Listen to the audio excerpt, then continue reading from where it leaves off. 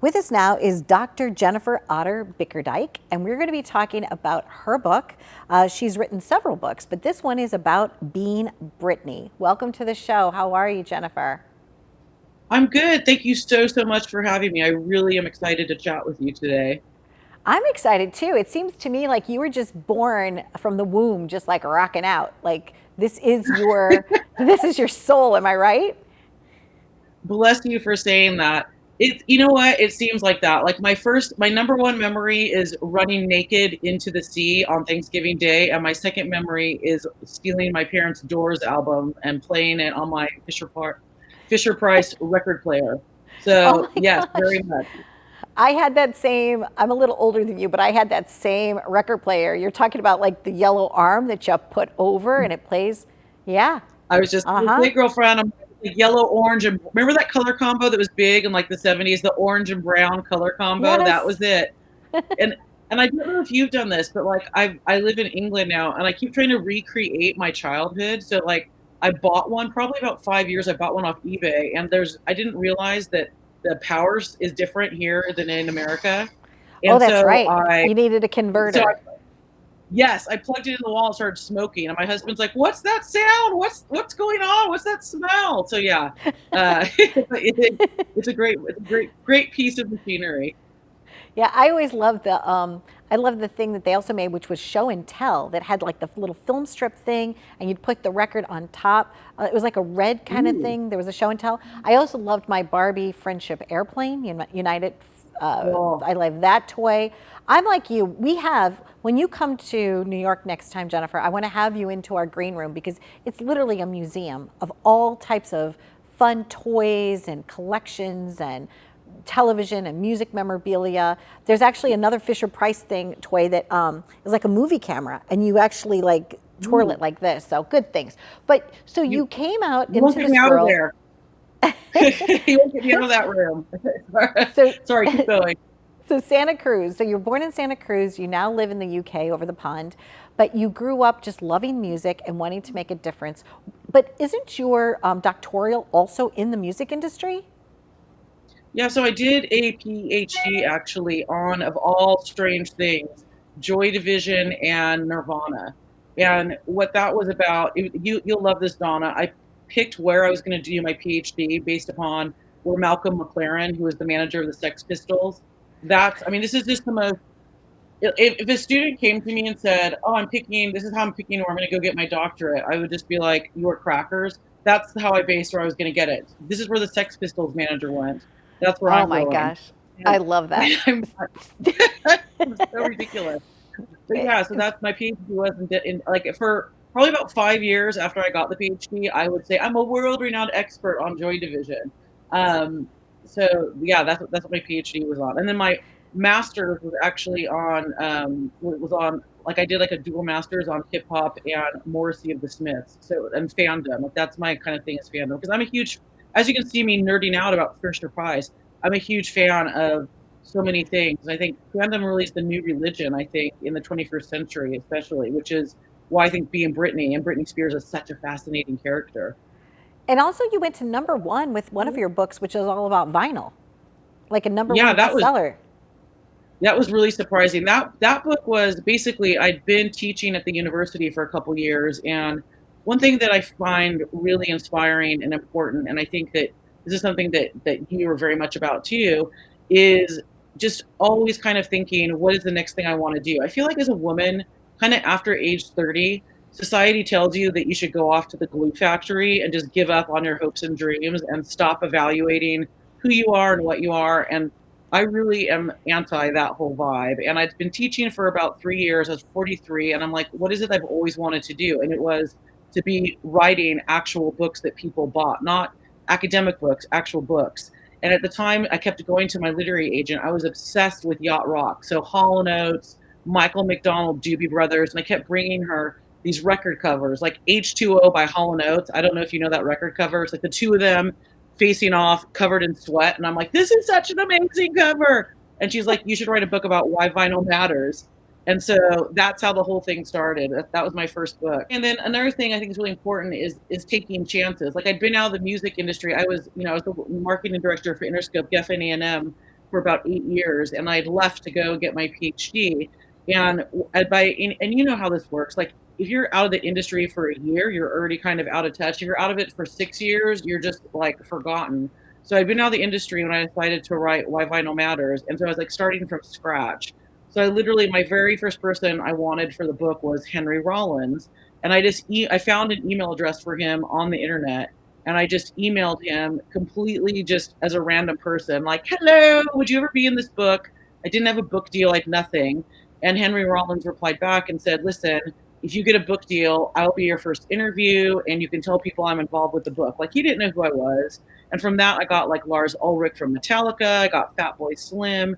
I got some other really big names. And so that kind of act of kindness really inspired me. And I really try to do that for other people now. I do get that.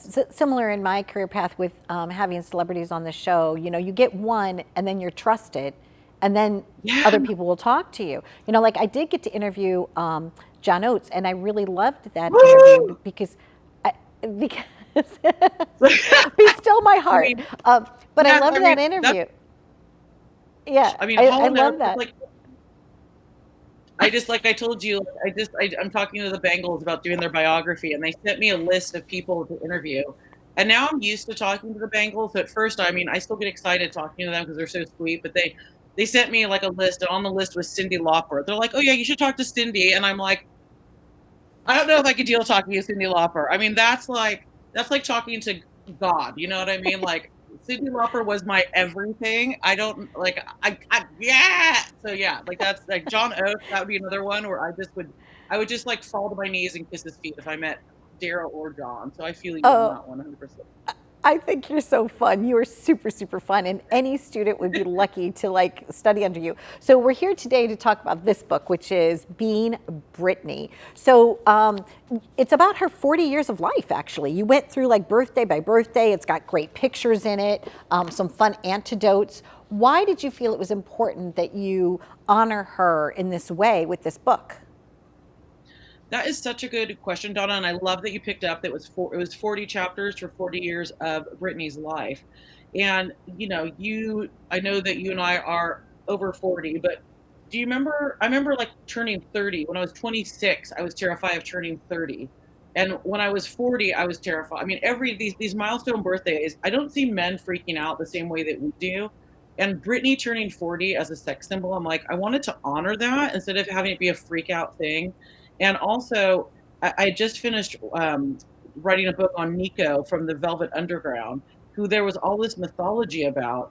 And I just finished writing that, and I'm like, who's someone that's super well known? Like, Nico's a cult figure. So I'm like, who's someone all of us feel like we know everything about, but there's no real book on them. And I'm like, Britney Spears, so obvious.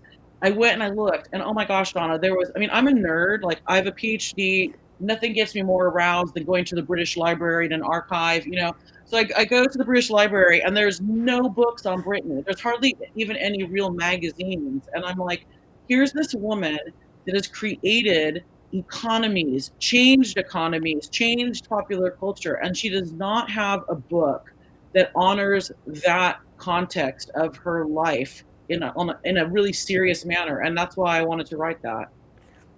Well, it's very nice. I love the fact that it's a book.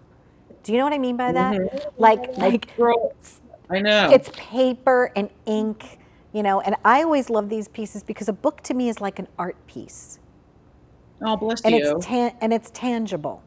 And a lot of times for a while, with all the technology and everything that's been happening, I think we have not given, like you said, vinyl records or books the respect that they deserve.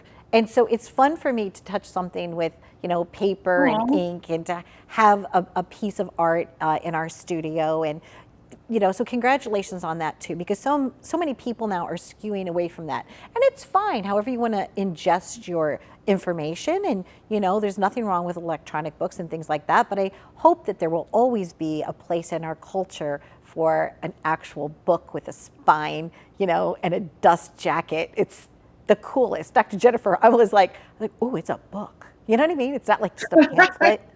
It's hardy, I think with Britney, so much everything, that's what surprised me too, is that so much about Britney in particular has been played out online. Like, it's all on TMZ, it's all on Perez Hilton. It's not in books, and maybe that's also speaking to where we find our information and where media is going, like you're talking about.